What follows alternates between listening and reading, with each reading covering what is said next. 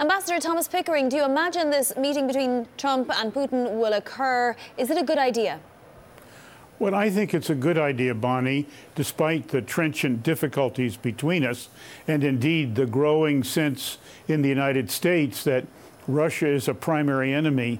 There's an old saying around diplomacy and other things that said, keep your friends close and keep your enemies closer.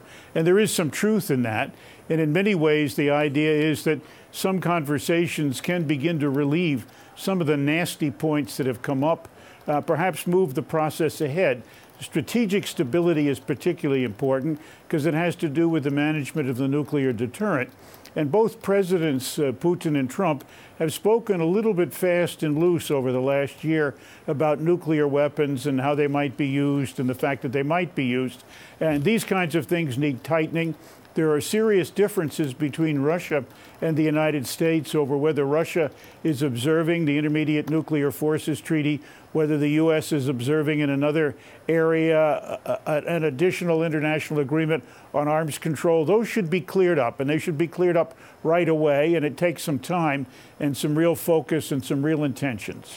Can the president afford to do this, though, with everything that's swirling around the Mueller investigation? We're hearing today that he's actually switching up his lawyers, his legal team, in order to maybe change a little bit how this is all playing out. I think that the president has an obligation to the country to protect its vital interests and to assure we stay out of danger. And in many ways, that cannot be governed purely by domestic political considerations. And the president insists, he constantly insists, there's nothing there. So in that regard, I think he should pay attention to his primary duties. Mr. Mueller will go where Mr. Mueller has to go. And he's a man of reputation and strength, and he will defend the interests of the country as well. But the two should not, in one way or another, interfere with the public business.